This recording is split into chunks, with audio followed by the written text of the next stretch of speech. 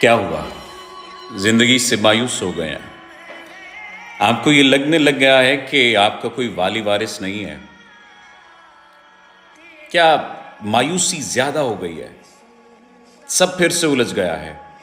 फिर किसी ने बेवफाई कर दिया क्या? और अब आप ये चाहते हैं कि बस मौत को गले लगा लें?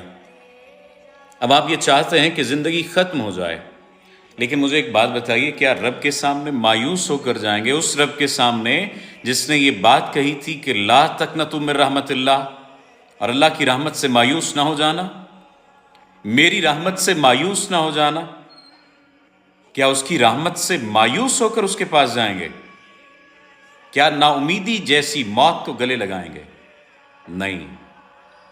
और जब वो पूछेगा कि मुझ पर भरोसा क्यों नहीं किया, मुझ पर यकीन क्यों नहीं किया, मुझसे मोहब्बत क्यों नहीं की, मेरी उम्मीद को गले क्यों नहीं लगाया, जब मैंने कहा था कि मैं हूं तो मेरे होने को अपने लिए काफी क्यों नहीं समझा, जब मैंने कहा था कि अपनी चाहत को मेरी चाहत के हवाले कर दे, तो फिर तूने अपनी चाहत को मेरी चाहत के हवाले क्यों नहीं किया था? जब वो ये सवाल करेगा तो फिर क्या करेंगे? क्या करेंगे आप? फिर आप यही कहेंगे ना कि नहीं मौला, हमें तेरा ही तो सहारा था, इस भरी कायनात में सिर्फ तू ही तो है, और है कौन हमारा?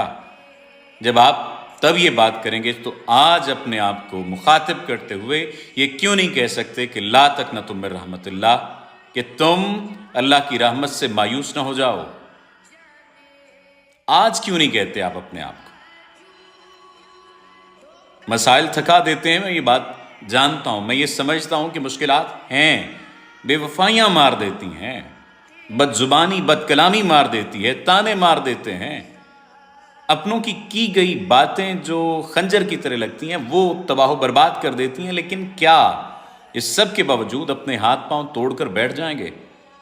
खुद को तबाह कर लेंगे, खुद को बर्बाद कर लेंगे, खुद को नीलाम कर देंगे उन खुशियों या उन गमों की खातिर, जिन खुशियों या जिन गमों में सिर्फ आपका हिस्सा इतना था जितना आटे में नमक का हिस्सा होता है, लेकिन आपने ये समझ लिया कि वो सब कुछ आपको मिलना चाहिए था। किसी की बेवफाई पर आपने समझ लिया कि जिंदगी खत्म हो गई। नहीं, अगर कोई धोखा दे गया, अगर किसी ने मुनाफकत कर ली, अगर किसी ने आपको अपने गले लगाने से इनकार कर दिया, तो इसका कतई तौर पर मतलब ये नहीं है कि आप जिंदगी को गले लगाने से इनकार करते हैं। जान लीजिए कि वफा आर्जी है, जान लीजिए कि बेवफाई आर्जी है, जान लीजिए कि जिंदगी के काले बादल आर्जी हैं, ये छट जाएंगे और खुदा आपको अपनी रहमत के गले लगा लेगा।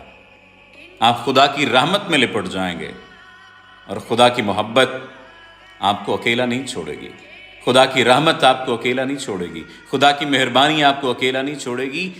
लेकिन एक बात करना होगी आपको यकीन रखना होगा। जब तक यकीन नहीं रखेंगे, जब तक यकीन नहीं करेंगे, नाउमीदी, मायूसी, सब कुछ आपके माथे पर चमकती रहेगी। और फिर सिर्फ नाउमीदी और मायूसी आपके माथे पर चमकेगी, तमाम नूर जिंदगी का आपसे छिन जाएगा। उठिए, अभी उठिए, खुदा के कदमों में सर रख दीजिए, सजदा कीजिए, खुदा की गोद में चले जाइए। कहा खुदा की गोद क्या है पूछा गया, फरमाया, एक बुजुर्ग ने फरमाया, इशफाक अहमद, तुम्हें खुदा की गोद का नहीं पता, तौबा खुदा की गोद है। इसलिए अपने आप को माफ़ कीजिए, अल्लाह से माफ़ी मांगिए, अल्लाह के पास जाइए तो सही, वो आपको अता करेगा यार, वो आपको अता करेगा। मैं ये वाज़िह कह रहा हूँ, वो आपको अता करेगा, बेतहाशा अता करेगा। उसने आज तक अता किया ना, लाखों करोड़ों आप जैसे ही थे उस दौड़ में, जिस दौड़ में आप जीते, आपका स्पर्म जीता और आप आ गए, आप आए ना, आप जीते ना।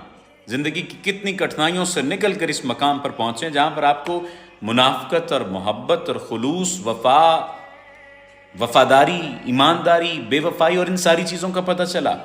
यहां पहुंचकर आप अपने आप को छोड़ना चाह रहे हैं? नहीं, यहां पहुंचकर अपने आप को ना छोड़िए। खुदा मौजूद है, खुदा मौजूद है। ला तक़नतु मिन रहमतिल्लाह, और इन्नमल उसरी युसरा, हर मुश्किल के साथ आसानी है। मुश्किल के बाद की बात है ही नहीं, मुश्किल के साथ आसानी है। بس مشکل سے جم کر کے آسانی کی طرف آ جائیے، اور یہ آسانی خدا کے ساتھ ہونے سے اور خدا کو اپنے ساتھ لینے سے ملے گی۔ اللہ آپ کا حامی و ناصر ہو۔